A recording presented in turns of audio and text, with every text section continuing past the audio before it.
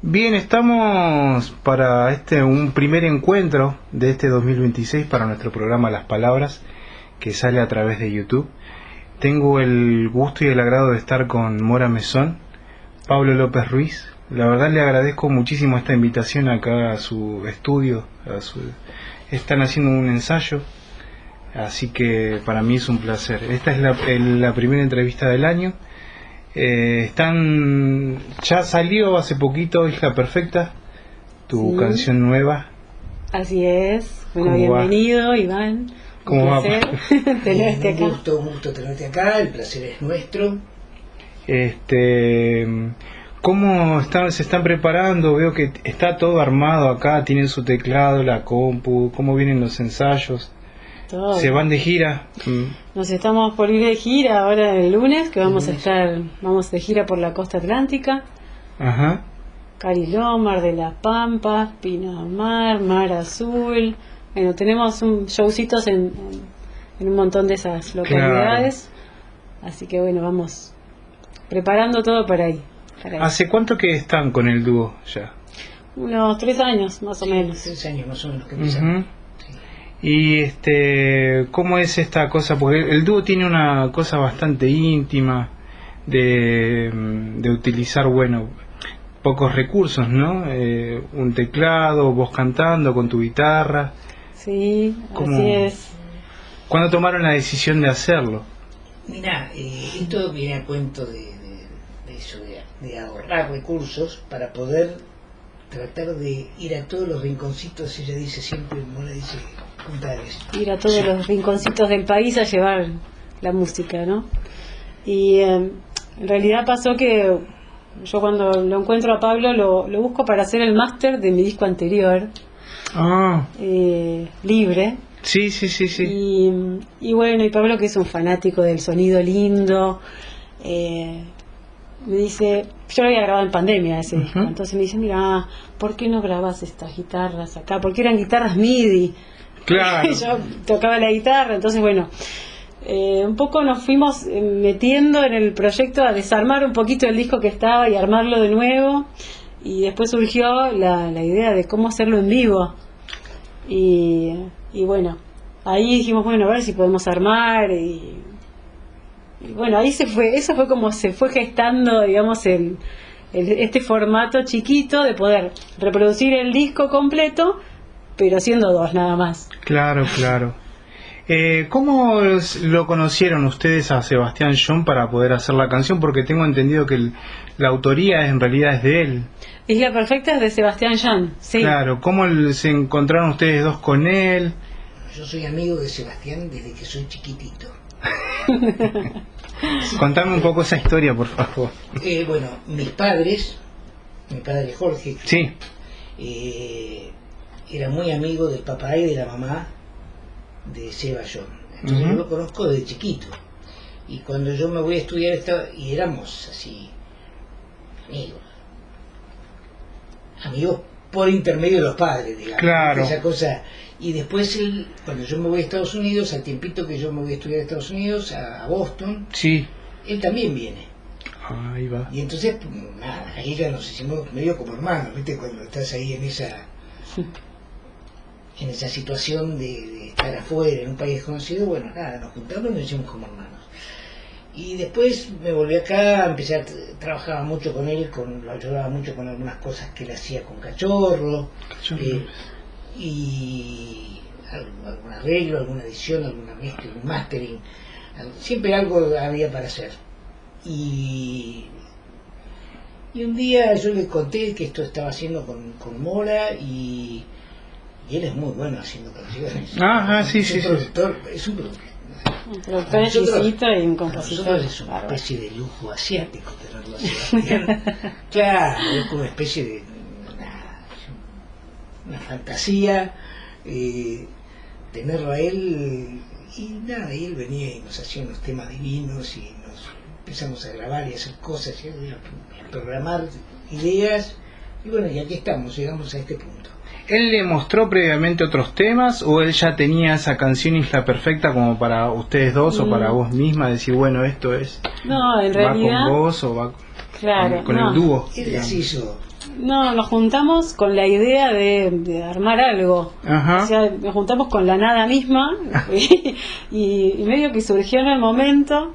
Y él se Ahí puso va. a tocar la guitarra y a hacer Sí, el primer tirar tema. algunas líneas. Sí. El primer tema que él hizo Todavía no salió. Todavía no salió, que es Eclipse, el que le da nombre Ah, al- ahí va, perfecto, El sí, primer día sí, que sí. el primer día que nos juntamos con él, nos sentamos en el estudio, así como estás vos acá con nosotros. Claro.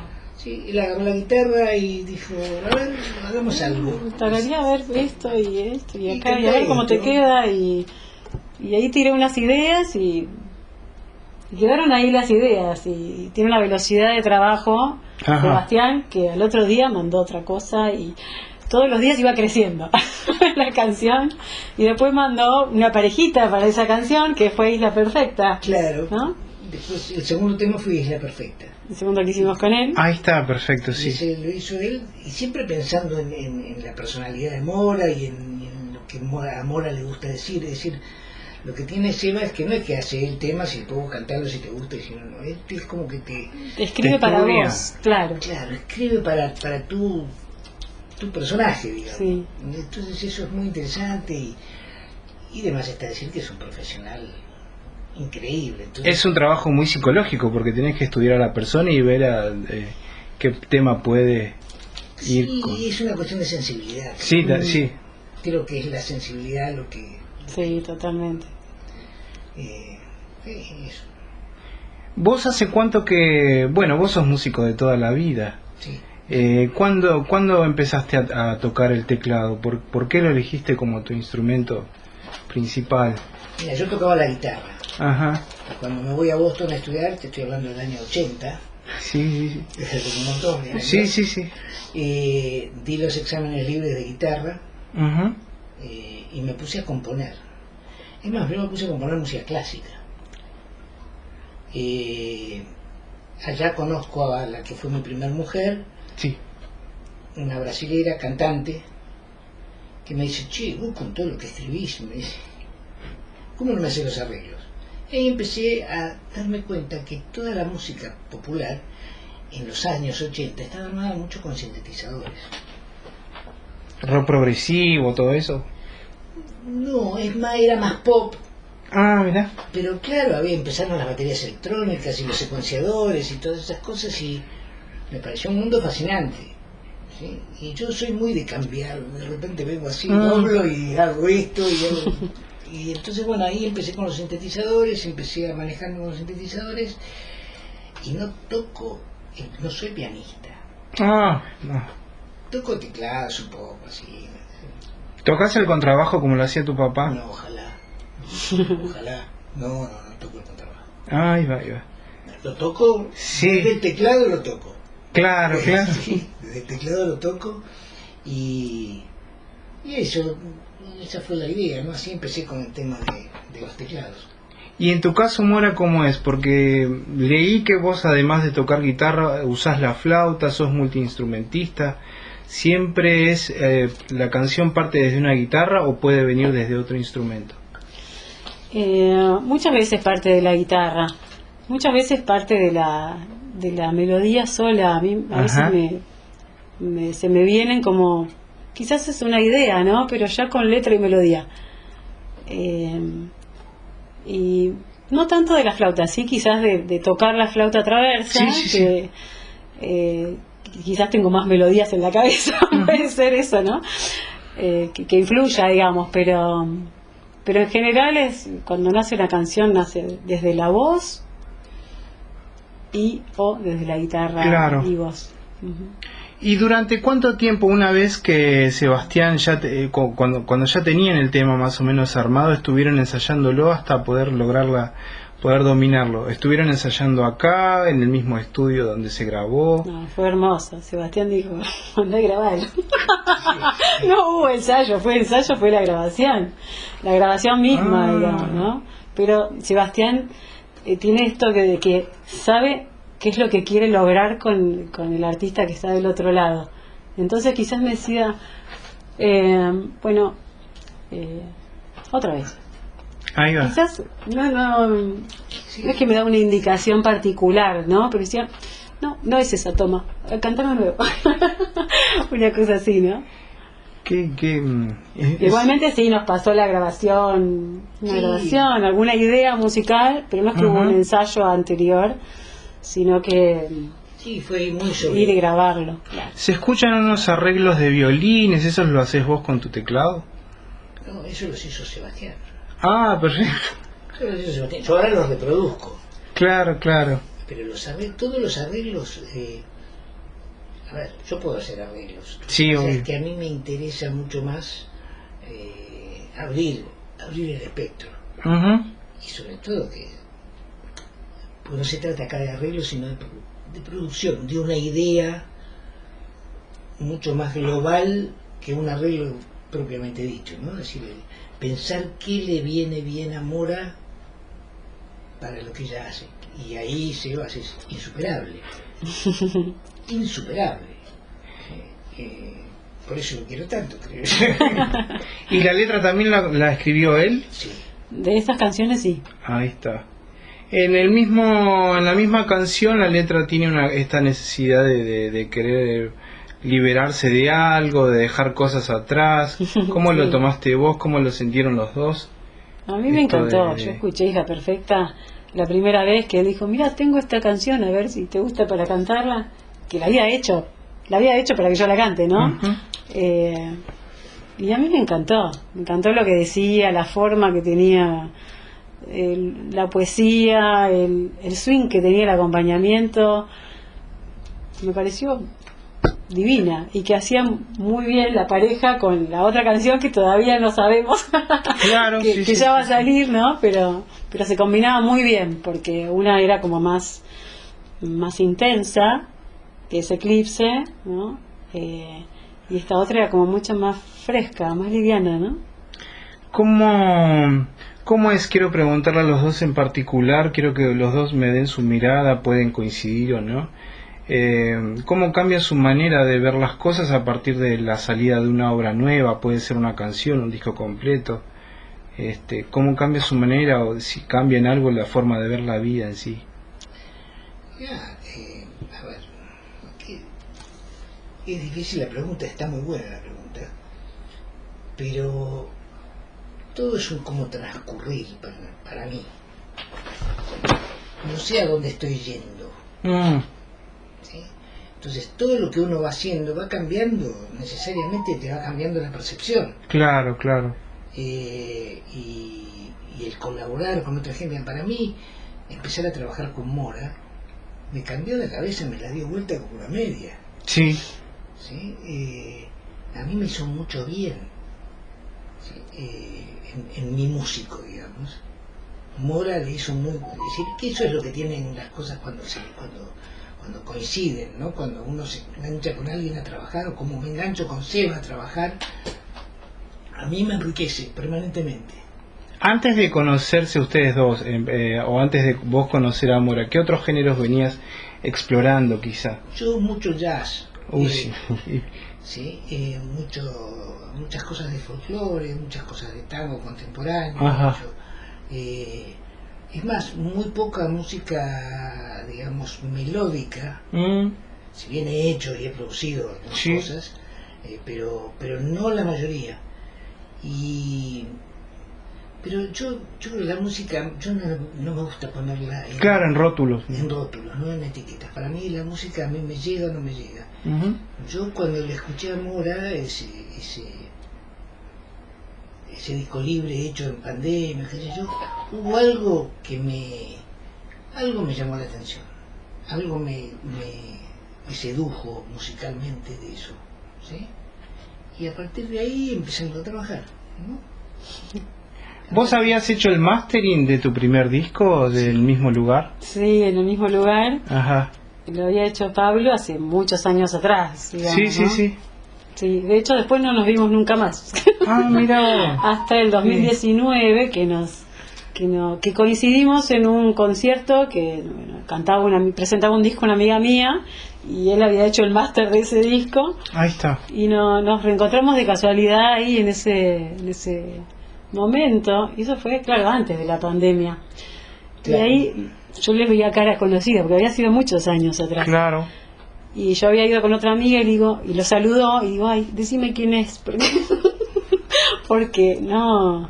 ¿Vos no lo habías reconocido cuando lo...? O sea, lo había reconocido de aspecto físico, Claro. ¿no?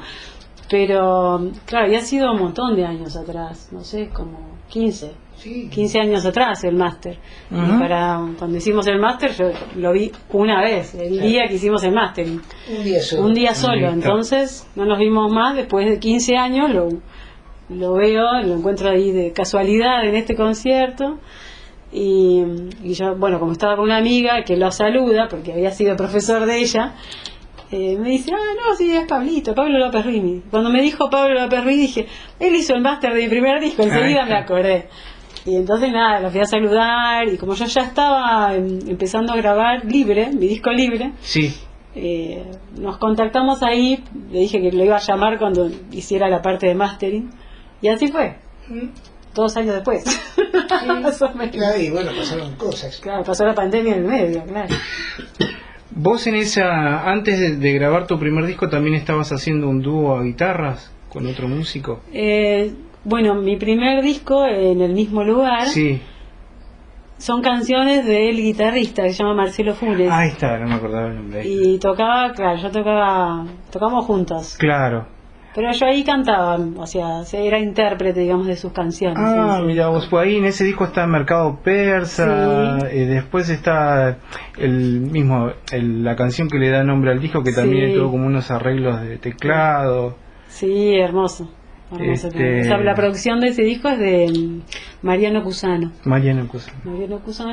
y bueno, trabajaba con otro productor Sí, más, sí, sí. Alfredo Mazzarino, Ahí está. ellos dos. ¿Dónde se hacían esas primeras presentaciones? ¿Antes o durante la grabación del disco o cuando lo lanzaron? ¿Dónde es que lo iban presentando? ¿El primero decís? Sí. ¿El primero de todos? El primero creo que lo tocamos mucho en formato chiquitito de guitarra y voz. Ajá. De hecho habíamos grabado uno anterior que nunca salió. Ay. Que se llamaba, creo que Renuncia, no me acuerdo, que eran como un demo, una especie de demo. Y lo habíamos grabado solo guitarra y voz. Y fue como un paso posterior, grabar un disco con una producción más grande. Y ese disco fue largo porque lo hacíamos en el momento que podíamos, ¿viste? Yo trabajaba dando clases, Marcelo también en ese momento, entonces podíamos ir al estudio que quedaba lejos también, íbamos como una vez por semana, fue como largo el proceso. ¿Ya habías tenido la experiencia de estar en un estudio de grabación antes de grabar tu primer disco solista? Creo que fue la primera, bueno, este disquito que te digo anterior, claro, ese sí, chiquitito, sí. Que quedó ahí en algún lugar. Pero digamos que una grabación de ese nivel, no, esa fue la primera. Claro.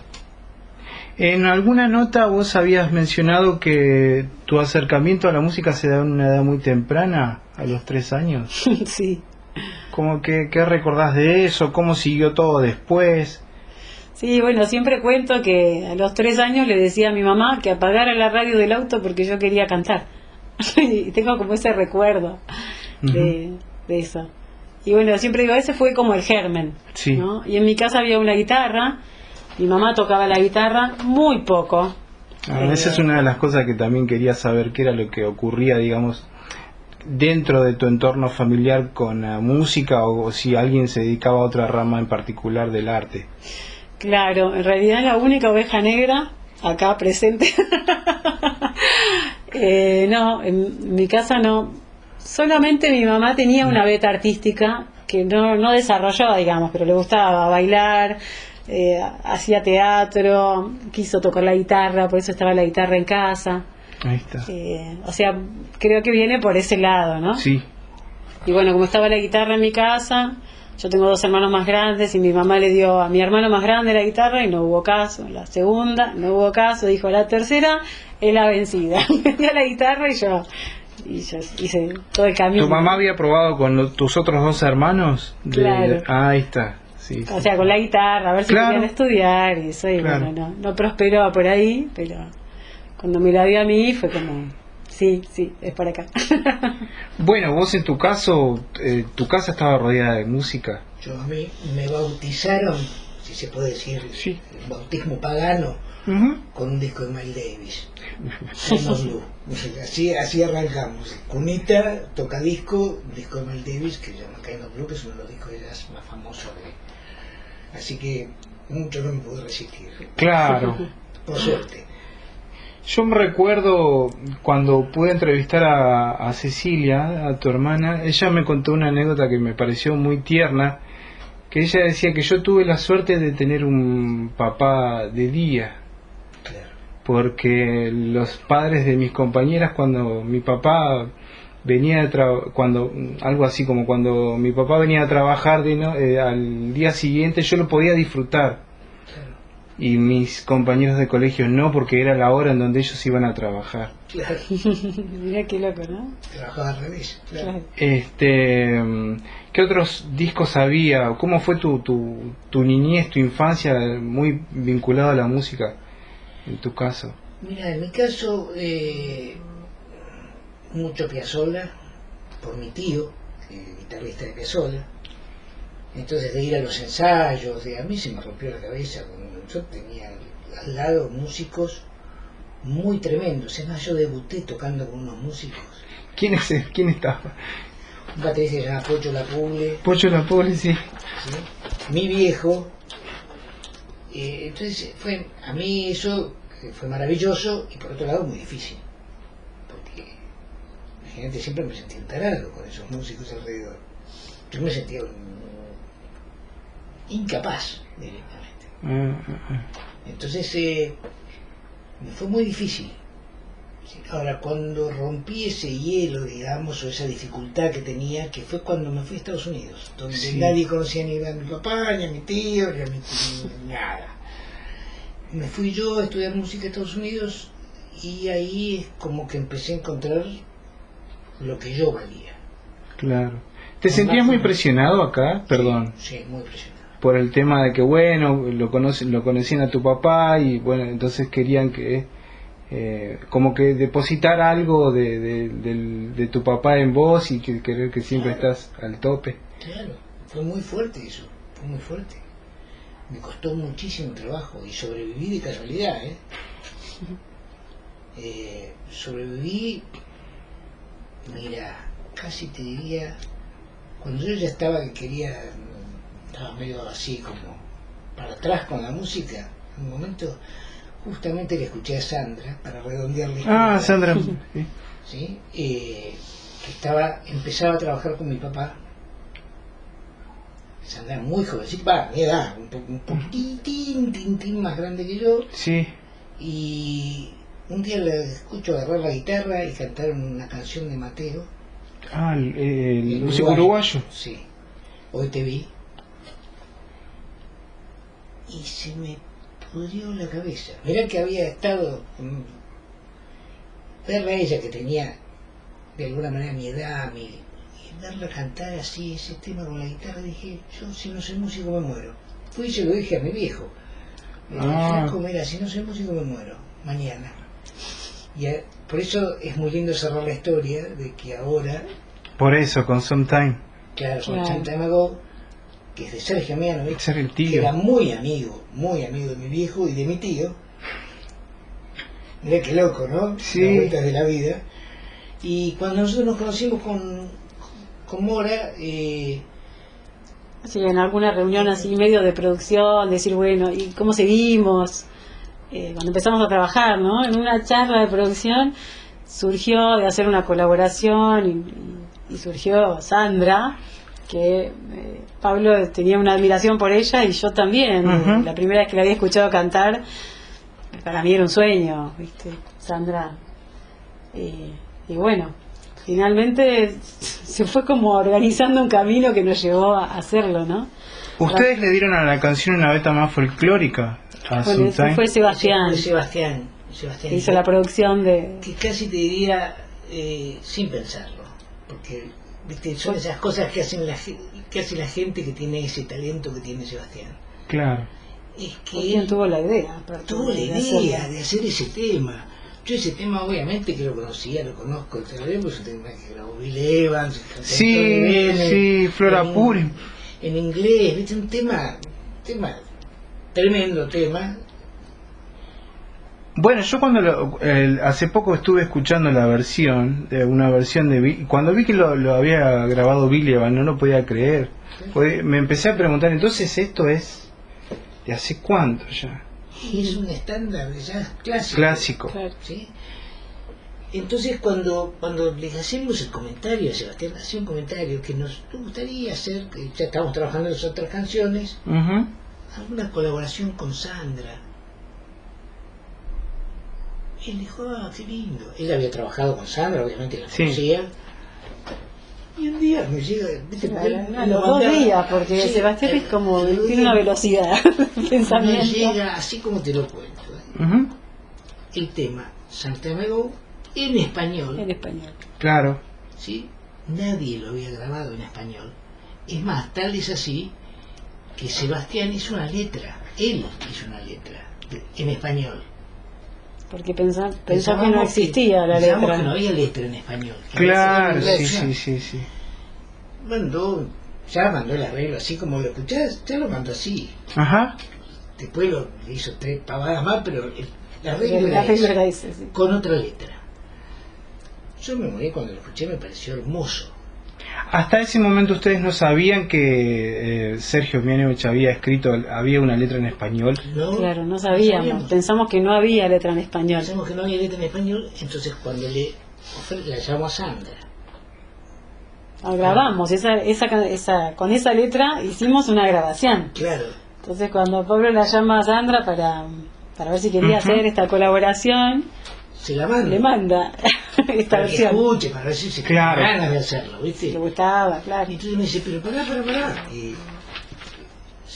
Sergio, siempre que escribía canciones, el tío Sergio, siempre que escribía canciones, escribía en español, escribía en inglés y en español. Así que tiene que haber una letra en español. Ok, nosotros quedamos de una pieza, imagínate, porque el otro se había laburado todo, se había hecho la traducción. Todo. Y entonces, pero obviamente si había una letra... Claro, había que usar. Se hace esa, no hay manera. Sí. Y entonces, increíblemente el otro día, porque después pasó así. Sí, pasó en... Sandra es tan copada. Ajá. ¿Sí? Le gustó tanto la idea, creo yo, que al otro día nos mandó, se comunicó con la exmujer de Sergio. Ahí está. Y nos mandó la letra la original, claro, la original en español. Entonces obviamente la volvió a grabar Mora y se la mandamos a Sandra con una idea de cómo armaríamos el dueto. Y bueno, eso sí demoró más tiempo porque Sandra está una persona muy ocupada, obviamente. Tengo entendido que se pospuso un año. Sí, un año casi un año. Ahí está. Desde que nos dijo que sí, que lo quería hacer, claro, hasta que se concretó, fue más o menos un año pasó.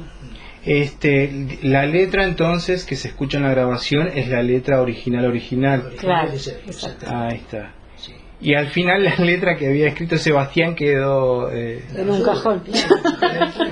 Bueno, perfecto, sí. Pero nada, hermosa historia, hermosa anécdota. Y además la devolución que nos hicieron la misma mujer de Sergio, la hija de Sergio, que es la que consiguió la letra en realidad porque la tenía ella guardada, nos hizo una devolución hermosa.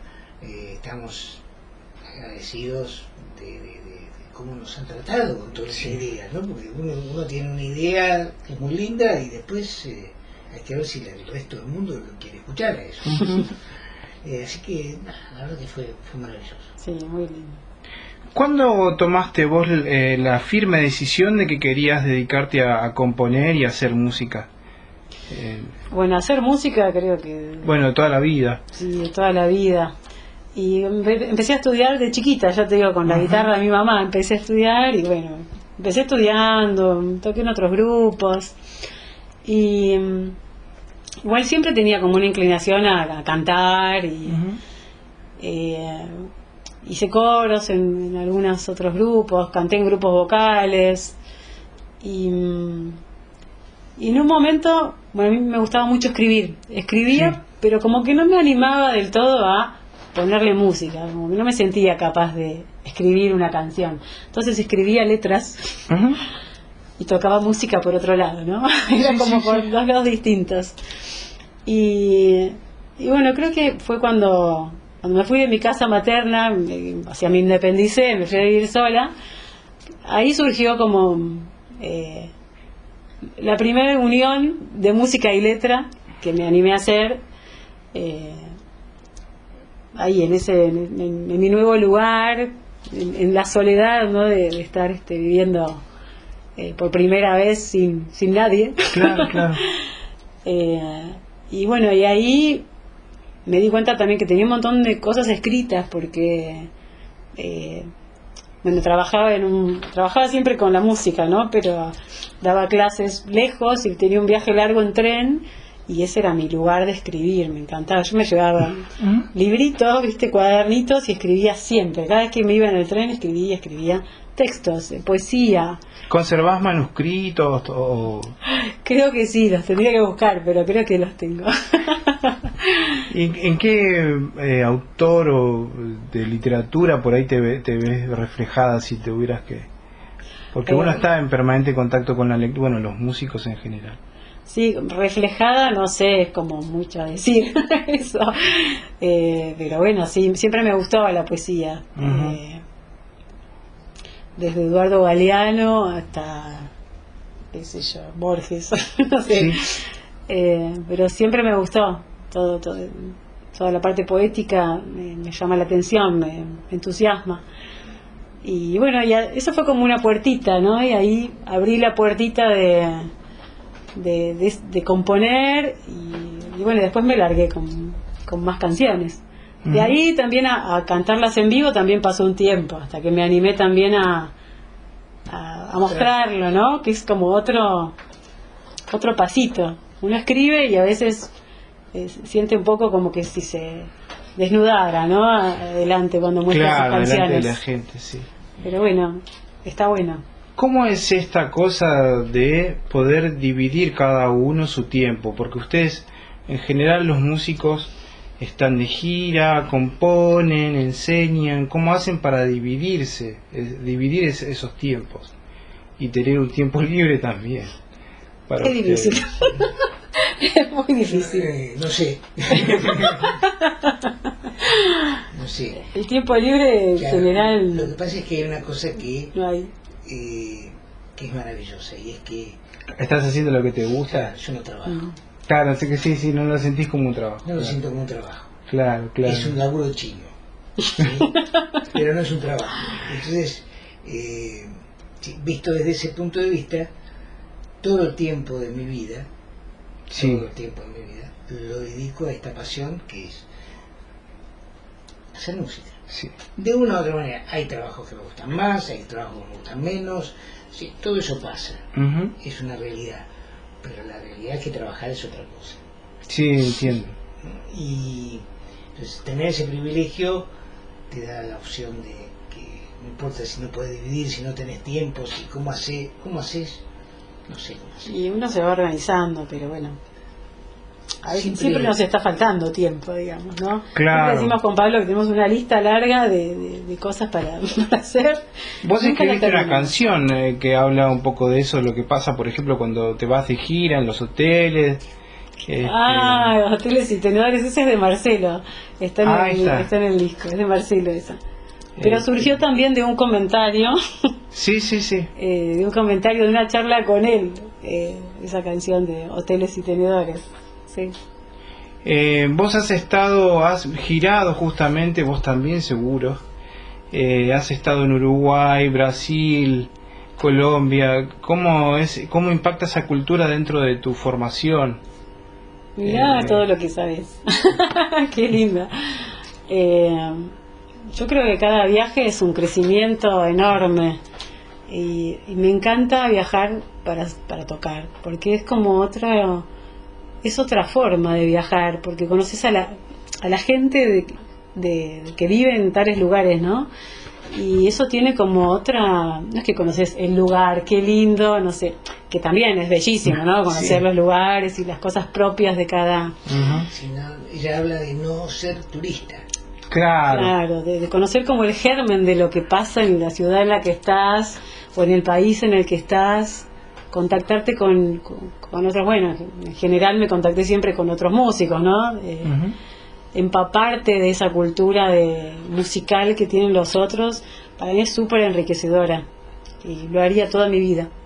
Viajaste al sur, ¿no? A Tierra de Fuego, a Tierra del Fuego viajaste. Sí, viajé a Ushuaia. A Ushuaia. A Ushuaia. Por También. un festival solidario.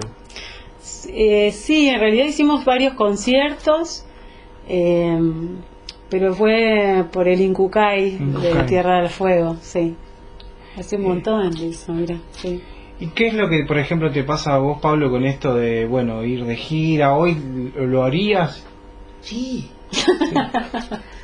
Mira, a mí me pasó al revés, viste que nosotros somos personas raras. Yo cuando volví de Estados Unidos, el primer trabajo así de tocar en vivo que tuve fue con Alejandro Lerner, ¿sí? Haciendo la parte de teclados, de MIDI, de sonidos, trabajaba mucho sobre los sonidos de él. Y al mismo tiempo yo hacía publicidad acá, Ajá. trabajaba haciendo publicidad. Cada vez que nos teníamos que ir de gira con Alejandro, yo odiaba. Cuando te digo odiaba, te lo digo. En el buen sentido, claro. Claro que sí, no, imagínate el privilegio. Claro. Pero no me gustaba irme de gira. Sí. Después. Esto fue después de que vos volviste de Estados sí, Unidos, claro. ni bien, apenas llegadito a Estados Unidos. Ujú. Tuve muy poquito tiempo, porque después, bueno, nada, me quedé haciendo publicidad, que era lo que me estaba en ese momento manteniendo. Sí, ¿no? sí, sí, sí. Y además yo no me sentía tocar bien, ni podía tocar, era más una cosa técnica la que hacía. Entonces, nada, terminó eso, me quedé haciendo publicidad y no me gustaba girar. Ajá. Hasta que empezamos a tocar con Mora. Claro, claro. Lo mejor que me puedo decir ahora es que me voy de gira. ¿A dónde querés ir? Me encanta irme de gira. Claro. Pero bueno, son diferentes momentos. Sí, Ya bueno. tengo a mis hijas grandes, no las tengo que dejar, digamos. Claro. Viste, hay un montón de cosas que me pasan que hacen que hoy irme de gira para mí sea un placer. Vos al haberte ido a Estados Unidos, ¿cómo era la forma de estudiar? ¿Cómo es allá? ¿Son más rigurosos, más duros? Depende también la voluntad que uno le ponga, ¿no? Por supuesto, pero la metodología en cuanto a estudio, Mira, en ese momento que yo me fui, sí. era muy diferente porque acá vos podías estudiar seriamente en un conservatorio, Sí. pero era muy difícil estudiar música popular Ajá. en esa época. ¿Sí? Entonces a mí me gustó mucho el método. ¿Sí? Y por suerte ese método vino acá. ¿Tiene algún nombre? Berkeley. La escuela de Berkeley. Berkeley. Sí, perdón. Y acá, bueno, pero no solo eso, la Escuela de Música Popular de Avellaneda, que no tiene nada que ver con Berkeley, pero es maravilloso porque es una escuela de música popular. Sí. Antes, cuando yo era más chico y estaba estudiando, era el conservatorio. El conservatorio, que es espectacular en cuanto a lo académico y en cuanto a lo que se Lo aprende, técnico. tenía en ese momento, no puedo decir ahora tiene, sino que tenía en ese momento una rigidez para lo popular que hacía las cosas un poco más difíciles. Entonces, lo que De adoré alguna yo- manera hasta estaba como mal visto, ¿no? El Mal que visto, estudiaba la música académico, popular. como que la música popular, Hoy confluyen las dos cosas, ¿no? Sí, sí. Por suerte sí. Por suerte sí. por suerte sí. Y si vas viendo también a músicos mismos populares que tienen un montón de cosas académicas. Claro. O tenemos, vamos a decirlo. Porque, Sí. ¿A qué atribuyen ese distanciamiento que había? Bueno, en tu caso, vos, Pablo, ¿a qué lo atribuís? Esa cosa de, no, lo popular allá y lo clásico... La estupidez. Bueno, mejor resumir imposible. Claro. La música es música. Ajá. ¿Sí? la música es música. Ujú. Entonces, a mí me parece que la música es eso. Hay música buena y música mala. Yo no soy quien para determinar No, qué es no, malo y está qué bien, bueno. no, no, sí, entiendo. ¿Sí? Es lo que me gusta a mí. Sí, sí, sí, claro, claro. Y a mí me gusta que la música esté cerca de la gente. Digamos, si se aleja mucho de la gente, que es lo que pasa un poco con la música académica hoy, sí, a veces eso me molesta un poco. ¿Sigue alejándose un poco de la música Sí, creo académica que sí. todavía? Que en un lugar está bueno porque, claro, ¿qué pasa con la música académica? Va un paso adelante. Ajá. Entonces la gente va atrás, digamos. Ujú. Sí, pero no se tiene que alejar mucho, porque si no, si se corta esa comunicación entre la gente y la música, ahí hay algo que estamos haciendo mal. Entonces, nada, yo dejo ese análisis filosófico, digamos, Sí, sí, sí. para gente más capaz que yo en definirlo. Pero eso es lo que, ese es mi humilde pensamiento, digamos, ¿sí? A mí me gusta que la gente, a la gente que no es música, le guste la música. Yo no quiero hacer música para músicos, yo quiero hacer música para la gente, Ahí está, perfecto. ¿sí? Esa sería un poco la definición. ¿Vos has participado también en un disco de tango, La Floreada? Ah, mirá, Que sí. también es como un género que en su momento quizá también tenía como un distanciamiento y ahora es una cosa quizá más popular. Sí, bueno, entre las En cosas general, que no hice, el tango en general. tuve un dúo de folclore, tuve un dúo de tango, sí. Sí. Y en La Floreada, sí, hacíamos shows, así a dúo. Ujú. De hecho, bueno, yo me formé académicamente, ¿no? Sí. También en la música, pero siempre tuve un corazón en lo popular, o sea, siempre, aunque hacía cosas académicas, iba en paralelo haciendo cosas populares. De hecho, también me fui al conservatorio, a la Escuela de Música de Avellaneda, a estudiar unos años ahí. Entonces, incursioné en el tango, en el folclore, en el jazz un poquito, ¿no? En cada una de esas cosas. Y sí, la vida, los encuentros, los amigos me fueron llevando a hacer folclore, a hacer tango. Y bueno, y de a poquito también fui eligiendo mi camino, ¿no? Con lo que yo más vibro, ¿no? Lo que más me gusta cantar. Claro. Si bien me gusta toda la música, respeto, digamos, todos los estilos, los géneros que hay, también está bueno hacer como tu camino, ¿no? De Claro. lo que te gusta y ser como más fiel a eso. Atrás tenemos un disco de tu papá, de Jorge. ¿Qué otros discos hay ahí atrás? ¿Se puede ver para que la Sí, gente... cómo no. Perdón, que los haga. Acá tenemos Sí, Bronca Buenos Aires, sí. JLR, también de mi viejo. Ajá. Y Ah, mira, pronto, ese también es tu papá. de Y mi pronto, viejo. sí. Y después atrás tengo uno de Sumo.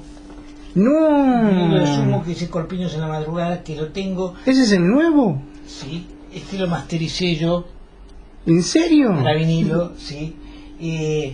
A mí, perdón, a mi Sumo no es... No, está bien, está bien. Ellos no lo hacían para que me gustara a mí, ¿eh? No, está bien, está bien. Y atrás tengo uno de Ramiro Penovi, que es un guitarrista de jazz espectacular, que también tuve la suerte Ah, de masterizarlo para vinilo, ¿no? Por eso tengo los vinilos acá, pero allá adentro tengo un placar que sí. debe tener más de 1000. Bueno, hay CDs ahí también. No, esto es allá adentro tengo un placar de, no sé, 1000 CDs, pues yo he hecho muchas grabaciones, muchas mezclas, muchas producciones, trabajo, nada, eso. Y quiero preguntarte, ¿qué es la tarea de masterizar un disco que ya tiene sus años? ¿Qué es lo que tenés que... ¿Qué se hace en Bueno, ese caso? En el caso de Sumo, por ejemplo, Sí, era un disco que fue grabado muy muy precariamente. precariamente, sí. Y nada, tratar de levantarle, de sacarle el ruido, de que las cosas salgan un poco más para afuera, Ajá. con la tecnología de hoy. Muy difícil de explicar, ¿eh? Sí, no, está bien, Hasta es una cosa hasta uno de técnica, los sí. temas que no estaban en el disco, que es un bonus track, que estaba en cassette, que lo mastericé en cassette. Qué difícil. Sí, fue un laburo chino, Pero bueno, también hice lo que pude, Claro, no es que es un decís, es un disco, no sabe cómo suena, no, suena igual de mal que antes, un poquito mejor. claro. Pero tiene la suerte es que uno cuando hace esas cosas o esas recopilaciones, lo que hace es traer de vuelta la música para acá. Claro. Porque no se quede en el olvido, ¿no? Te lleva, la tarea de masterizar, ¿te suele llevar mucho tiempo? ¿Depende del álbum? Depende, es muy variable. Ahí va. Es muy variable. En general uno tendría que poder masterizar un disco en un día. Ajá. A veces es el caso, a veces no. Sí, cuando digo un disco de varios temas. Pero por ahí viene un tema, si está bien mezclado y está bien trabajado, yo como muchísimo, una hora lo tengo listo. ¿En una hora? Una canción. Ah, una canción. Ah. Una canción. No, después un disco, depende, por eso. Claro, claro. Depende mucho cómo venga, ¿no? Claro. Cómo sea de la grabación. Claro. No, qué increíble. Me quedé pensando en todo lo que habrás hecho, masterizado y grabado. Sí, nombrarme a alguien y yo algo hice, ¿viste? Seguro. Bueno, yo quiero principalmente agradecerle a ustedes dos por este encuentro. La verdad que le ha pasado fenómeno. Buenísimo. Muchas gracias, Pablo, muchas gracias, Mora. Muchas gracias a vos, Iván. Nos estamos viendo en un próximo encuentro, así que, bueno, primeramente me había olvidado, feliz año, estamos en el 2 de enero. Es cierto, empezando el 2026. Sí, pensando que ojalá, feliz año. Con lo difícil que está todo en el mundo, ¿sí? Ojalá sigamos teniendo mucha música. Ojalá. Ojalá. Muchas gracias a ambos, No, por la verdad Muchas que me ha gracias a pasado vos. de maravilla. Un placer. Nos vemos pronto.